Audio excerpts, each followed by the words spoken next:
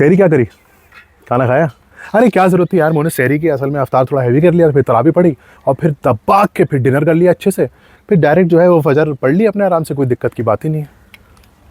गलत बात। चलिए बताता हूँ ऐसा क्यों बोला गलत बात। Hello guys, this is your travelling max psychologist live from Gurgaon. खेत खलियान के बीच बैठ के दरअसल एक ख्याल मेरे जहन में आया जिसका ताल्लुक खाने के साथ था। खाने से मुझे याद आया दरअसल अफ्तार, अफ्तार से मुझे याद आया रोज़ा, रोज़े से मुझे याद आया सहरी, और सहरी से मुझे याद आई वो। तो बात जब सहरी की है तो गाइस मैं आप लोगों को बताना चाहता हूँ कि मैं इस वीडियो में आपको ये बताने की कोशिश करूँगा कि दरअसल हमारे यहाँ जो सहरी है ना, सुहूर जिसे कहते हैं, उसकी कितनी ज़्यादा इंपॉर्टेंस है।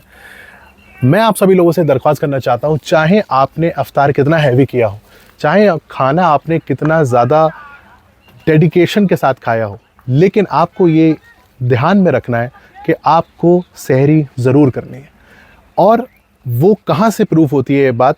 सही बुखारी की हदीस है 1923 जिसमें नबी करीम सल्लल्लाहु अलैहि वसल्लम ने फरमाया, take suhoor as there is blessing in it. सहरी खाओ क्योंकि उसमें बरकत है। और एज अ साइकोलॉजिस्ट मैं आपको बताना चाहता हूँ इसके और भी बहुत सारे फ़ायदे होते हैं। अगर आप साइकोलॉजिकल पर्सपेक्टिव से देखें तो दरअसल सहरी जो है वो कहीं ना कहीं हमें डिसिप्लिन लाने में मदद करती है।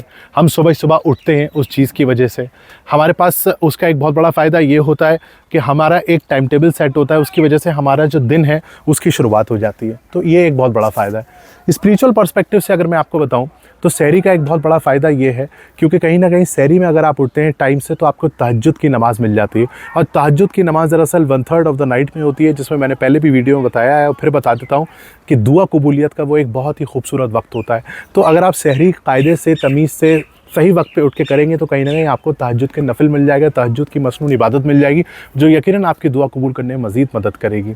एक और स्पिरिचुअल बेनिफिट है सहरी का, कहीं ना कहीं अगर आप सहरी करते हैं तो आप एक सुन्नत की भी अदायगी करते हैं, जो मैंने अभी सही बुखारी हदीस 1923 से जस्टिफाई किया कि नबी करीम सल्लल्लाहु अलैहि वसल्लम ने फरमाया है सहरी करो। आप उसमें खजूर खा सकते हैं, खजूर भी एक सुन्नत फूड है जिसके बहाने आप एक और जो है सुन्नत की अदायगी कर देंगे। तो ये कुछ आपके स्पिरिचुअल बेनिफिट्स हो गए।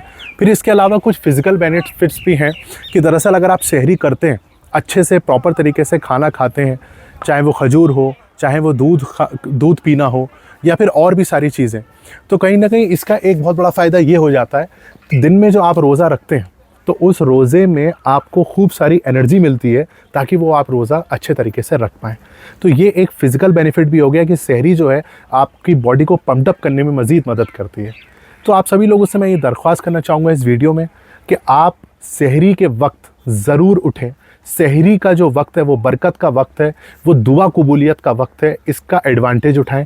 सहरी में ज़रूर आप उठें और कुछ ना कुछ खाना खाएं जो आपकी स्पिरिचुअल, जो आपकी फ़िज़िकल, जो आपकी और भी जो हेल्थ बेनिफिट्स हैं उसमें मदद करती है। अनीस, क्या बात है, सुबह कितने बजे उठते हैं? सुबह 8 बजे।